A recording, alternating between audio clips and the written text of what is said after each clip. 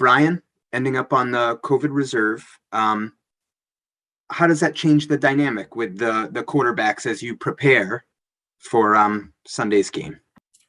Yeah, I think not to speak for him or anything, but he's been helping us just like he would on any other day. And, he's always helped me throughout the week, just getting ready and, hopping in there and getting his reps whenever he can and doing all the things he can to, help us win. And I know we've talked and all that. And we're just going to keep game planning and take his advice like I do every week.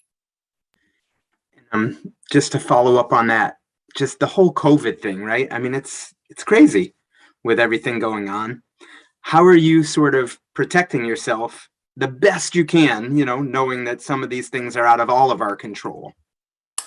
Yeah, I think it just goes back to controlling what you can control and, just try and follow all the rules and all that. And like you said, some of it's out of your control, but just follow the rules and try and keep distance and just listen to the medical people we have on our team that have been telling us what to do and just to make sure that we're safe. So just an announcement, Devin McCourty is joining Stephanie's room currently. We'll go to Andrew Callahan, followed by Evan Lazar. Hey, Mac, I'll echo Mike's thoughts and just say it's good to see you, even if it's just virtually here. I know we asked you before you guys played the Jets about if you had a relationship with Zach Wilson. Have you had any contact with Trevor Lawrence when you guys were in the draft process or even before then? Yeah, I've known Trevor, just going back to high school, just some camps and stuff like that. And, he's a great quarterback. He's a great person. And I know he's a great leader. And obviously we're both rookies and we're learning along the way together. But, it is fun to watch the crossover tape and see how well he's been doing and all that. So. I know you've been obviously really complimentary of just the coaches and your teammates, as whatever you've achieved is also a credit to them, right? How much would you estimate, of your success, though, is ascribed to them and how they've kind of helped you along, as you mentioned, constantly learning as a rookie here? Yeah, I think learning from whoever I can, whenever I can, that's important. And I think everyone that's a good player tries to do that, and I'm trying to be a good player. So I want to learn from not only Josh and Bo and all the coaches, but, anyone I can who's been in the NFL for a long time, whether that be a defensive guy or somebody on offense or somebody on special teams. So I'm still learning and I try to learn every day and just have a positive mindset and come in and work and get better. Thanks, Mike. Next question, Evan Lazar, followed by Ian Steele. Hey, Mac, how you doing? Good. Good. I wanted to ask you just with the Colts and the Bills defenses, if there's any commonalities that they've thrown at you schematically or anything like that you can point to that's become a little bit of a more regular blueprint against you guys over the last 2 weeks. Yeah, I think, every team has their MO and what they want to do, just like every offense does. And, some people pressure more, some people play zone, some people play man. So I think every week's just different. And this week, I know that, the Jags, they have a good defense and they bring a lot of different looks and a lot of different pressures and spin the dial and all that. So it's what they do and they're really good at it. And they bring a lot of pressure. So we know we have to be ready for, and every week's different. So I can't answer, from the past. I know what we win against, but every week's different. So. Got it. Thank you. Next question, Ian Steele, followed by Mike Reese. Hey, Mac, how are you? I'm good. How are you? Good. With the news of John Madden's passing, I wanted to ask you, when you think of John Madden, do you think of him as the coach, the broadcaster, or the video game off the top of your head? Yeah, I think all of the above. Obviously, that was sad news to hear, just being a kid and knowing who he was and knowing what he meant for the game of football. Obviously, that's sad news to hear, and I just want to send my prayers to anyone that knew him or had a relationship with him, including his family. So obviously he meant a lot to football and will always mean a lot to football. So whether it's the video game, the coach, the broadcaster, he did it all and he meant a lot to a lot of people. Thank you. Next question, Mike Reese, followed by Levin Reed.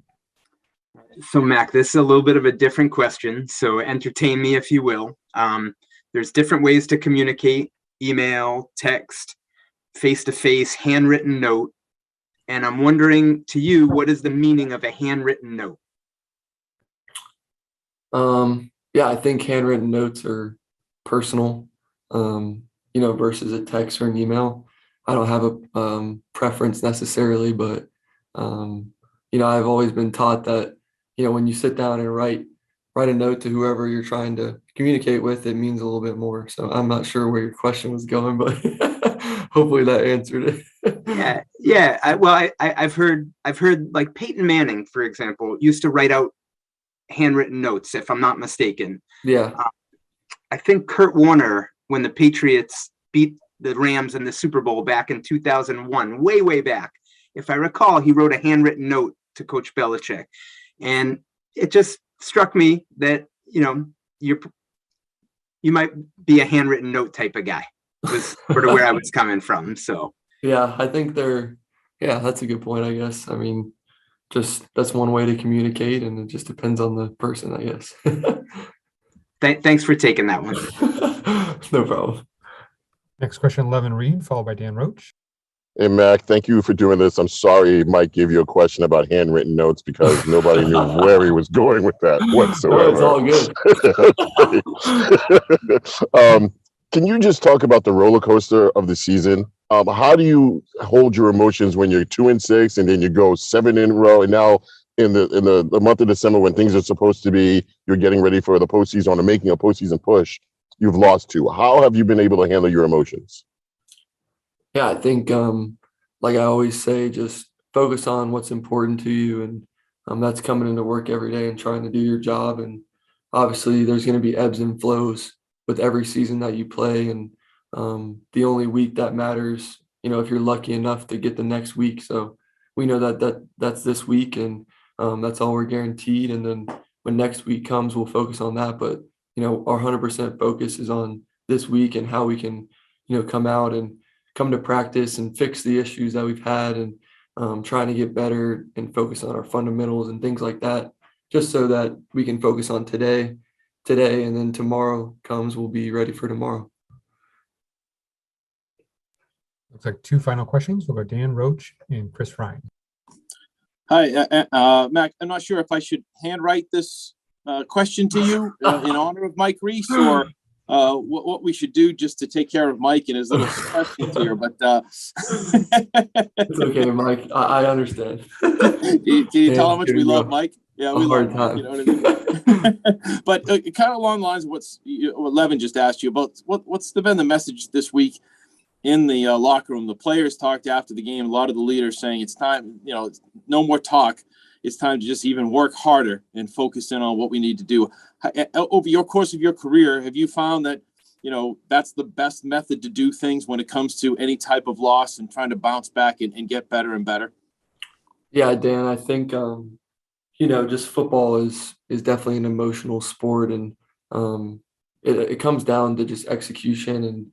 And I think that's a good message, is just try and focus on what you can control. And that's this week, and that's today's practice, and the energy was there, the positivity, the whatever you want to call it. We were all ready to work, and that's how it has to be every day. And it's a group effort, and we're trying to be able to do that consistently. And that's the other thing, is just being consistent, just knowing what you're going to get every day coming in. And at this point in the year, that's all we're guaranteed is today, and that's what we can focus on. So I think it's just X's and O's and execution that it comes down to. Thank you. Yep. Last question, Chris Ryan. Hey, Mac, how are you? I'm good. How are you? Good. A lot of times, some of the greats will focus on how they respond to adversity. And for you, I'm interested in what you're finding out about yourself, in these moments over the last couple of weeks, and how you plan to kind of evolve moving forward and develop based upon challenges you're facing. Yeah, I think sports in general are just it's a learning experience. Sometimes you win, sometimes you lose, and the goal is obviously to have fun and to win. And that's when you can do both. Obviously, it makes it a lot more enjoyable. And you know, I mean, it's not to look at the big picture or anything like that. We're just getting a chance to play each week is really important, to know that we have one game every week. We can't control what happened, you know, 2 weeks ago. We can't control what happened 8 weeks ago, and we can't control what happens, you know, however many weeks down the line. So I think it's just to be where your feet are, and understand, you know, that we're guaranteed today, and that we have to come to work ready to go, regardless of how things went or how things might go. And for you, and obviously a lot of rookies, execution and consistency is always, you know, talked about, trying to strive to get there, really anybody. But for you, I mean, what have you noticed about yourself that kind of you need to evolve in, and kind of to get to the point where you want to be, where you're executing, you know, the throws, the way that you want on a consistent basis? Yeah, I think it's just experience, and you can't really teach that. You just, you know, go through it with time. And sometimes it's hard because you want everything to be great right away and all that. But, you know, you just got to keep working on your fundamentals. When you talk about throws, you know, you got to hit them over and over again until you feel comfortable, and you need to get the ball to the, you know, the guys who are open. And that comes with preparation, you know, practice, execution, and then obviously turning that into the game. So Thanks. awesome. Thanks, guys. See ya.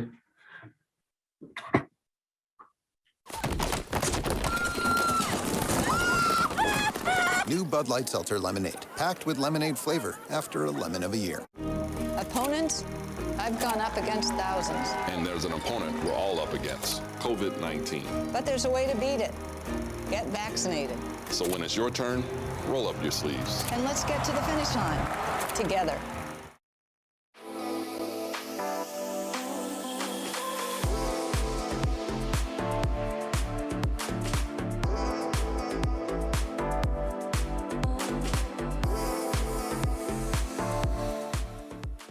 When did Bud Light Seltzer start making lemonade? Probably when 2020 handed us all those lemons.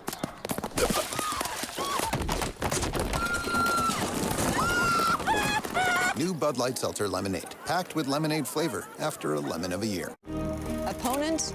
I've gone up against thousands. And there's an opponent we're all up against, COVID-19. But there's a way to beat it. Get vaccinated. So when it's your turn, roll up your sleeves. And let's get to the finish line together.